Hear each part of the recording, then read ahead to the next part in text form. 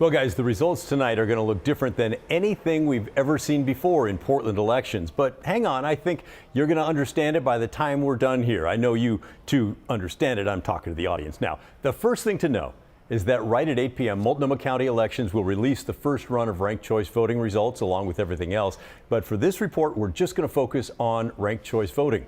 The results we see tonight will show leaders, but that could change dramatically by tomorrow night. And that's normal. There's nothing wrong. It's just how ranked choice voting works. Here, take a look.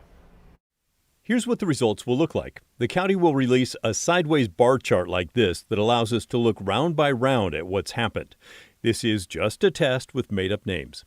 See there in the middle of the page where it says round 1? Well, this is the first counting of votes for this race. We're using this one because it's the least confusing to follow with just one winner. Up at the top, Emily has an early lead with 83,000 votes. That's 24% of all the votes that are in and counted so far. And ignore that number to the right for this round anyway. It shows how many new votes each candidate got. And since this is the first round, they all got what they got for first place votes. At the bottom, Certified Bart has only 1,000 votes. That's not good.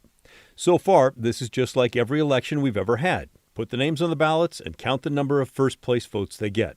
The winner needs 50% plus one vote.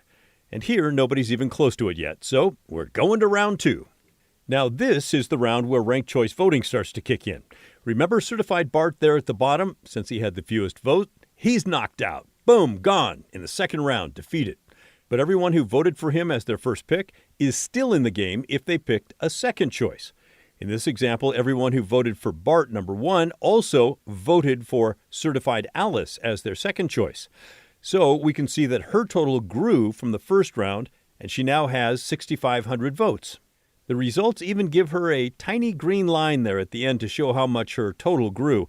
And to the right we see she now has 2% of the vote, and in parentheses it shows she gained 1,092 votes in this round. And in our example, nobody else gained any new votes in round 2. Sadly for Certified Alice, it's not going to be enough. Since we still don't have anyone over 50%, Alice is now defeated. And all the people who voted for her in the first round will have their vote transferred to the second choice. And all of Certified Bart's voters who picked Alice as their second choice will now have their vote moved to their third choice. On we go to round 3. Now, in round 3, we can see that Emily up at the top is starting to pick up new votes.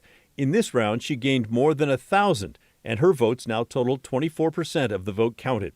Henry Harrison also picked up 3,200 votes, and Jamal Jenkins gained 1 vote. Still, nobody has 50%, so we look to the candidate with the fewest votes, that's Certified Charlie, and he is knocked out. His ballots are checked to see if his voters have a second-place pick for a candidate still in the race, or a third-place pick, or even a fourth. Some will not, and those ballots are called exhausted. They've done all the work they can, and now there's nothing more to give. They are also called inactive. And the rounds continue on that way. Let's skip ahead now to the 6th round, and we'll see it's down to just 3 candidates left. Henry Harrison, the third candidate down, has taken the lead with 37% of the vote, and we can see he picked up 25,000 votes from the last candidate who was knocked out in round 5. By the way, when the first results come out, they're going to look like this. The names will be locked in as they appeared on your ballot, so the leading vote getter will not necessarily be at the top of the page. We'll have to keep an eye on that one. Henry still does not have that 50% needed to win, so we're going into the final round. Maya Martinez is about to be knocked out, and we'll see where her votes go. And there it is. Enough of Maya's votes went to Henry, and he triumphed on the last round, winning with 52% of all the ballots cast, with a total of 158,000 votes.